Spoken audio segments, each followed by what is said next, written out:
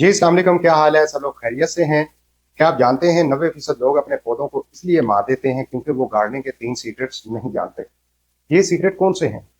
अगर आप इनको जान लेते हैं तो आप अपने घर के एक कोने को बहुत बड़े बगीचे में बदल सकते हैं और अपने डेड होने वाले पौधों को हरा-भरा भी कर सकते हैं। घरों में लगाए हुए पौधों से फूल, फल, सब्जियां हासिल कर सकते हैं। कम जगह और कम वक़्त के बावजूद ज़्यादा फ़ायदा उठा सकते हैं। अगर आप पौधे लगाते हैं, चंद दिन के बाद डेड होते हैं या पौधों के ऊपर फूल, फल, सब्जियां नहीं बनती, तो इसका साफ-सा मतलब यही है कि आप गार्डनिंग के ये 3 सीक्रेट नहीं जानते। अगर आप अपने पौधों को हरा-भरा, फूलों, फलों, सब्जियों से भरा रखना चाहते हैं, तो वीडियो को आखिर तक वॉच करें, ताकि आप गार्डनिंग के सबसे अहम और आसान 3 सीक्रेट को जानकर अपने पौधों को हमेशा हरा-भरा रख सकें। तो चलिए, वीडियो शुरू करते हैं। चैनल को अभी तक सब्सक्राइब नहीं किया, चैनल को सब्सक्राइब और वीडियो को लाइक कर लें। तो चलिए नाज़रीन, जानते हैं सीक्रेट नंबर 1 को। सीक्रेट नंबर 1 है न्यूट्रिएंट्स, यानी कि पौधे की खुराक, जिसे हम खाद कहते हैं।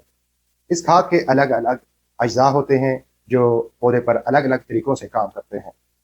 जैसा कि पौधे को घना और सब्ज बनाने के लिए नाइट्रोजन की ज़रूरत होती है, पौधे की बढ़ोतरी के लिए ज़्यादा सब्जियों, फूलों, फलों की पैदावार के लिए फास्फोरस की ज़रूरत होती है और प्लांट्स को गर्मी की शिद्दत से बचाने के लिए, पौधों पत्तियों को तरोताज़ा रखने के लिए, पौधे की कुव्वत मुदाफ़त बढ़ाने के लिए पोटाशियम की ज़रूरत होती है। इसी तरह 17 न्यूट्रिएंट्स होते हैं जो अलग-अलग पौधे पर काम करते हैं।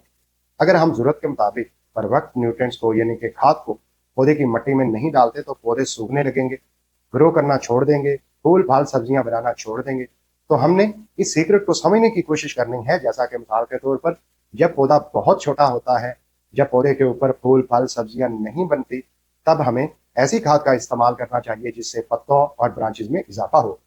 और इसी तरह अगर किसी पौधे के ऊपर फूल बनने लगे या फल सब्जियां बनने लगे, तो इस मौके पर किस किस्म की खाद की जरूरत होती है। अगर आप ये सीक्रेट जान लें, तो आप छोटे छोटे गमलों में लगाए हुए पौधों से फल फूल सब्जियां आसानी से हासिल कर सकते हैं, जैसा कि चाइना के अमूमन गार्डन करते हैं। तो अब जो बुनियादी सवाल पैदा होता है कि गार्डनिंग का ये जो सीक्रेट नंबर 1 है न्यूट्रिएंट्स का, इसे हम मुकम्मल तौर पर कैसे जानें। सीक्रेट नंबर 1 को समझने के लिए हमें पौधों के 17 न्यूट्रिएंट्स का मालूम होना चाहिए। प्रोटीन और विटामिन के मतलब मालूमात होनी चाहिए। जैसा कि नाइट्रोजन एक ऐसा न्यूट्रिएंट है जो पौधे को हरा भरा करता है, पौधे के ऊपर पत्तियां पैदा करता है, पौधे को घना करता है।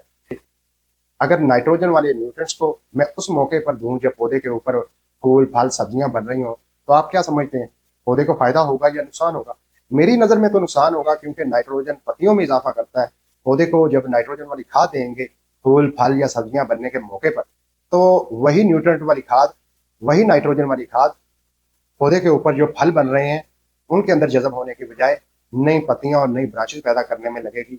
जो फल और सब्जियां बनेंगी उनका साइज छोटा रह जाएगा और वक्त से पहले पकना शुरू हो जाएंगी। तो इस तरह गलत मौके पर गलत न्यूट्रिएंट वाली जब खाद देते हैं, फायदा होने की बजाय नुकसान होता है। लिहाजा जब पौधे के ऊपर फल सब्जियां बनना शुरू हो, तो हमें पोटाशियम और फास्फोरस वाले न्यूट्रिएंट का इस्तेमाल करना चाहिए, ताकि फलों और सब्जियों की जो मिकदार है उसमें भी इजाफा हो, फल सब्जियां बड़ी हों, वक्त पर तैयार हों। इसी तरह किसी पौधे पर फूल बनते हैं, झड़ जाते हैं, या फूल बनना बंद हो जाते हैं, या फल जो बनते हैं छोटे साइज में पक जाते हैं, या तैयार होने से पहले गल सड़ जाते हैं, तो इसका मतलब ये है कि पौधे के अंदर ताकत की कमी है। तो पौधे को इस मौके पर ताकत फ्राहम करने के लिए हमने क्या करना है, कैल्शियम वाली फर्टिलाइजर का इस्तेमाल करना है। यानी कि ये असूल किसी एक पौधे के लिए नहीं है, तमाम पौधों के लिए है। जो भी कोई भी पौधा कमजोर नजर आए, ब्रांचेस झुकती हुई नजर आए, फूल झड़ जाए, फल वक्त से पहले तैयार हो, छोटे रह जाए, तो आप समझ लें आपका पौधा कमजोर है। तो कमजोर पौधे का इजी सोल्यूशन है कैल्शियम वाली फर्टिलाइजर देते हैं। यानी कि इस तरह जो 17 न्यूट्रिएंट्स हैं, प्रोटीन्स हैं, विटामिन हैं, इस तरह उनका खेल बनता है।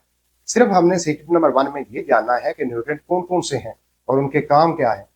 आप अपने पौधों को बर वक्त और सही खाद दे के हरा भरा भी रख सकेंगे, फूलों फलों सब्जियों से भी बच सकेंगे। तो चलिए दोस्तों, अब जानते हैं सीक्रेट नंबर 2 को। सीक्रेट नंबर 2 पानी है। पानी तमाम पौधों के लिए इंतहाई अहम है। ये खुलियात में हल होता है। ये पौधे की जड़ों में खुराक फराहम करता है और जड़ों से पौधे की ब्रांचेस और पत्तियों में खुराक को मुंतकिल करता है।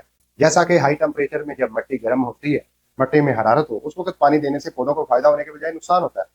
या इसके अलावा पौधे को बर वक्त पानी ना देने से पौधों के ऊपर बनने वाले फूल झड़ सकते हैं, या पौधा मुरझा भी सकता है, डेड भी हो सकता है। एक मिसाल से समझने की कोशिश करते हैं बर वक्त पानी देने की अहमियत को।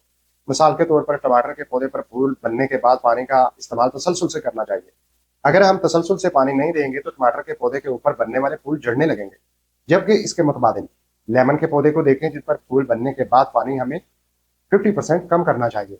अगर हम पानी का इस्तेमाल तसलसल से जारी रखते हैं तो लेमन के पौधे पर बनने वाले जो फूल हैं झड़ने लगते हैं। तो एक पौधे पर फूल बनने के बाद पानी का इस्तेमाल तसलसल से करना होता है और इसी तरह दूसरे पौधे के ऊपर फूल बनने के बाद पानी का इस्तेमाल बहुत कम करना होता है। इस सीक्रेट को आप स्पेसिफिक जानेंगे तो लंबा अरसा लगेगा। मैं आपको कुछ ऐसे पॉइंट्स बता देता हूँ जिससे आपको काफी मदद मिलेगी पानी देने में। नंबर 1, जब पौधे की पत्तियां मुरझाती हुई नजर आए, आपको पौधा ढलका हुआ नजर आए, तो आप समझ लें पानी की कमी, आप पानी दे सकते हैं। मौसम गर्मा में पानी सुबह सवेरे दें या रात के वक्त, और इसी तरह मौसम सर्मा में पानी हमेशा धूप निकली हो तब पानी दें।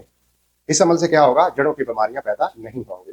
टेम्परेचर 30 से ऊपर हो, पानी का इस्तेमाल ज्यादा करें। मिट्टी का सरफेस हल्का सा खुश्क नजर आए, पानी गमला भर के डालें। इसी तरह टेम्परेचर 20 से नीचे हो तो कम अज कम सरफेस 2 से 3 इंच जब ड्राई हो तब पानी दें। फिर नंबर 4 पर अपने इलाके का पानी देखें, अगर खारा है तो सल्फर खाद या मीठे सोडे का इस्तेमाल महीने में एक मरतबा जरूर पानी के अंदर हल करके मिक्स करके गमलों की मिट्टी में डालें। अगर आपके इलाके का पानी नॉर्मल है तो इसी तरह सादा पानी देते जाएं, सल्फर और मीठे सोडे के इस्तेमाल की जरूरत नहीं है। फल सब्जियों वाले पौधों के लिए पानी का इस्तेमाल ज्यादा करें, जबकि कम रोशनी में ग्रो होने वाले जितने भी पौधे हैं उनके लिए पानी का इस्तेमाल बहुत कम करें। यानी कि मिट्टी 50% खुश्क हो तो दोबारा पानी दें। इसी तरह पॉइंट नंबर 5 ये है, जब पानी दें कोशिश करें ये देखें कि पौधे की जड़ों के आखिरी हिस्से तक पानी पहुंचा है या नहीं। अगर जड़ों के आखिरी हिस्से तक पानी नहीं पहुंचा तो आप 3-3 मरतबा करके पानी दें, यानी कि बार बार पानी देने से गुरेज करें, एक मरतबा ही गमले की सारी मिट्टी को भगो दें। अगर आप पानी देने के इन सीक्रेट्स को जान लेते हैं तो आपके पौधे कभी भी ओवर वाटरिंग से मुतासर नहीं होंगे या पानी की कमी से मुतासर नहीं होंगे। तो आगे बात करते हैं सीक्रेट नंबर 3 की। सीक्रेट नंबर 3 है धूप। फोटोसिंथेसिस के जरिए पौधों को खुराक फराहम करती है। धूप हर पौधे के लिए इंतहाई अहम है। धूप की कमी या ज्यादती से पौधे मुरझा भी सकते हैं, डेड भी हो सकते हैं, जलसाव में भी आ सकते हैं। धूप ही ऐसी चीज है जिससे पौधे ग्रो करते हैं और पौधों पर जो फूल बनते हैं वो फलों और सब्जियों में धूप की वजह से ही मुमकिन होते हैं। तो इसलिए सीक्रेट नंबर 3 धूप को समझना बहुत जरूरी है।